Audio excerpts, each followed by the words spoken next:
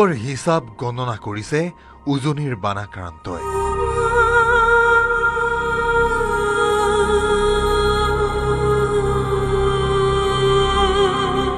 বান কমাৰ পাছত নিজৰ ঘৰলৈ ঘূৰি আহি দেখিছে কেৱল ক্ষয় আৰু ক্ষতি।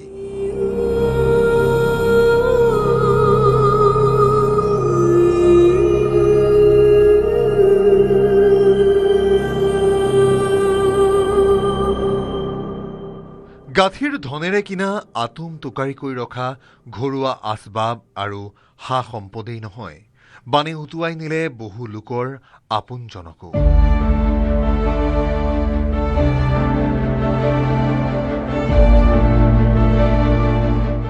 চকুপানী ৰোধ কৰিবৰ বাবে নহয়, এতিয়া চলিছে বাস্তৱৰ সৈতে মোকাবিলা কৰাৰ সংগ্ৰাম।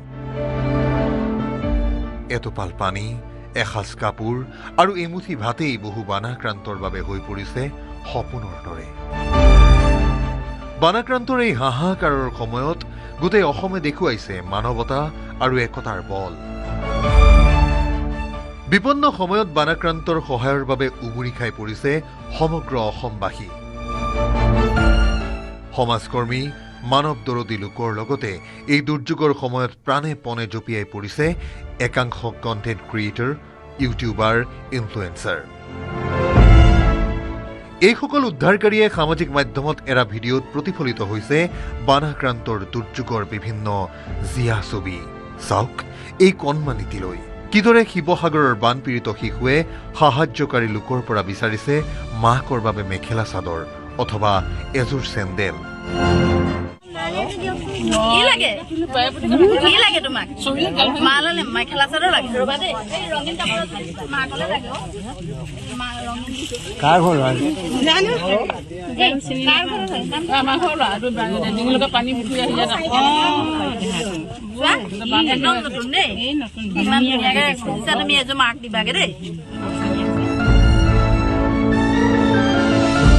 হিমন্ত ছাৰ আমাক এবাৰ চাবহি, আমাৰ ফালে সাগৰৰ দৰে পানী হৈছে। বান বিধ্বস্ত শিৱসাগৰৰ আন এটি শিশুৰ মুখ্যমন্ত্ৰীলৈ সকৰুণ আহ্বান। আপোনালোকে আমাৰ ফালে এবাৰ চাবহি, আমাৰ কি গতি হৈছে, ঢেৰ পানী হৈছে, বানপানী। এয়া আমাৰ মা, এইখন চাওক আমাৰ ঘৰ, এয়া চাওক গোটেই সাগৰৰ নিচিনা হৈ আছে।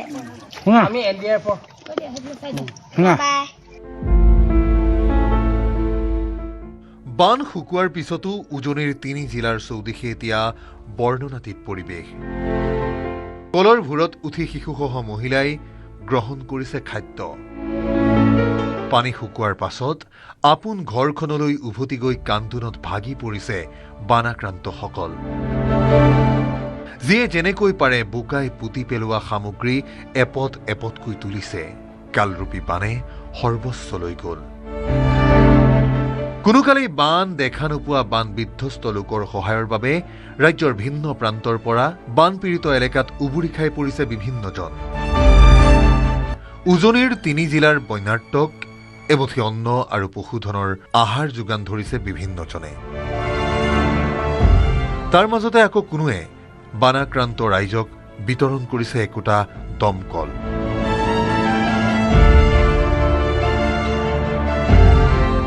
ইতিমধ্যে টিউবৱেল বিতৰণৰ ব্যৱস্থা কৰিছে আৰু আজি হস্তকণ গাঁও এই বৰালিমৰা আৰু চুচাবাত আমি আজি টিউবৱেল আৰু ত্ৰিপাল বিতৰণ কৰিছোঁ।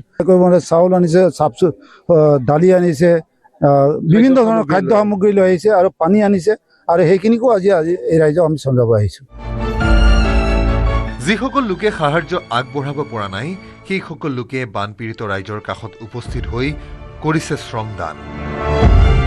নিজৰ জীৱনকো তুচ্ছ কৰি কলৰ ভূৰ বা টুলুঙা নাৱেৰে খাদ্যবস্তু বানাক্ৰান্ত পৰিয়ালৰ হাতত চমজাবলৈ অবিৰত চেষ্টা চলাই আহিছে এইসকল মানৱ দৰদীয়ে।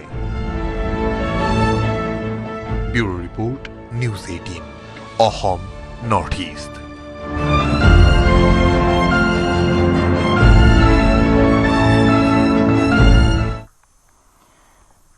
খাদ্য আৰু খোৱাপানীৰ নাটনিৰ মাজতো নাজিৰাৰ বৰবাৰী আদৰ্শ গাঁৱতো দেখা গ'ল মানৱতাৰ অনন্য নিদৰ্শন। নিজে সৰ্বহাৰা হোৱাৰ পিছতো নিজতকৈ আনৰ দুখক বেছি প্ৰাধান্য দি গাঁৱৰ ৰাইজে সৰ্বসন্মত সিদ্ধান্ত লৈ ঘূৰাই দিলে বান সাহায্য।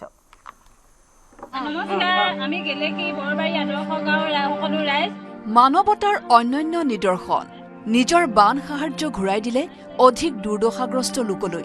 নাজিৰাৰ বৰবাৰী আদৰ্শ গাঁৱৰ ৰাইজৰ মহানুভৱতা।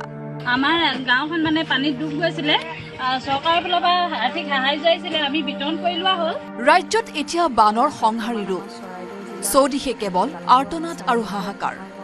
পিয়াহৰ পানী টুপি ভোকৰ ভাত সাজ কেইবা দিন ধৰি খাবলৈ পোৱা নাই বহু লোকে। চলিত বানত ক্ষতিগ্ৰস্ত হৈছে নাজিৰাৰ বৰবাৰী আদৰ্শ গাঁৱৰ এইসকল লোক। কিন্তু পৰিস্থিতি বৰ্তমান কিছু সুস্থিৰ। বিপৰীতে সমষ্টিটোৰ আন বহু অঞ্চলৰ ৰাইজ তেওঁলোকতকৈ অধিক শোচনীয়ভাৱে বানৰ কবলত পৰিছে। সেইসকল লোককহে বৰ্তমান সাহায্যৰ জৰুৰী প্ৰয়োজন। সেই নিজতকৈ আনৰ দুখক বেছি প্ৰাধান্য দি গাঁৱৰ ৰাইজে এক সৰ্বসন্মত সিদ্ধান্ত লৈ ঘূৰাই দিলে বান সাহায্য। নমস্কাৰ, আমি গেলেকী বৰবাৰী আদৰ্শ গাঁৱৰ সকলো ৰাইজ। আমাৰ গাঁওখন মানে পানীত ডুব গৈছিলে, চৰকাৰৰ ফালৰ পৰা আৰ্থিক সাহায্য আহিছিলে, আমি বিতৰণ কৰি লোৱা হ'ল। কিন্তু আমি ৰাইজে আকৌ এটা সিদ্ধান্ত ল'লোঁ যে আমাতকৈ যিসকল মানে ক্ষতিগ্ৰস্ত হৈছে, বানত ডুব গৈছে, তেওঁলোকলৈ আমি পুনৰবাৰ আকৌ আমাৰ সাহায্যবিলাক আগবঢ়াই দিছোঁ।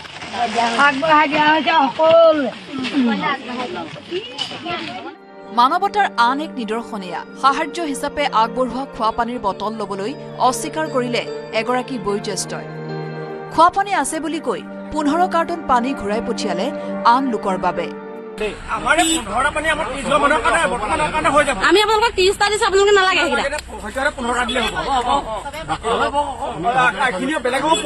ঠিক আছে, আমি তাৰ পৰা বেলেগক বানপানীৰ সময়ত সাধাৰণতে সাহায্য সামগ্ৰীক লৈ চৌদিশে একাংশ লোকৰ মাজত কণ্ডল বা টনা আজোৰা লগা দেখিবলৈ পোৱা যায়। ঠায়ে ঠায়ে তেনে পৰিস্থিতিৰো সন্মুখীন হৈছে সাহায্য দিবলৈ যোৱা বহু লোক। মানুহ আগত পানী কাৰেণ্টটো নাই, মানে কাৰেণ্ট নোহোৱাৰ কাৰণে দিগদাৰ হৈছে পানী। এটা কেছ দি দিছো, হ'বনে? দি দিয়া। আমি ডিব্ৰুগড়ৰ পৰা আহিছো, আমি ভাবিছো মানে অলপ মানে ভিতৰৰ অঞ্চলটো কভাৰ কৰিম বুলি ভাবি আছো। চন্তকত কি নাম আমাৰ ৰখাই পেলাই ললে। কিন্তু তাৰ বিপৰীতে বৰবাৰী আদৰ্শ গাঁৱৰ ৰাইজে দেখুওৱা এই ত্যাগে এতিয়া সকলোৰে দৃষ্টি আকৰ্ষণ কৰিছে। এয়া কেৱল এটা সিদ্ধান্তই নহয়, বৰঞ্চ বানত কঁকাল ভাঙি পৰা অসমীয়া সমাজখনৰ বাবে প্ৰেৰণাৰ উৎস হৈ পৰিছে নাজিৰাৰ বৰবাৰী আদৰ্শ গাঁও। নাজিৰাৰ পৰা নবুল কোঁৱৰৰ report, news 18 Assam north east.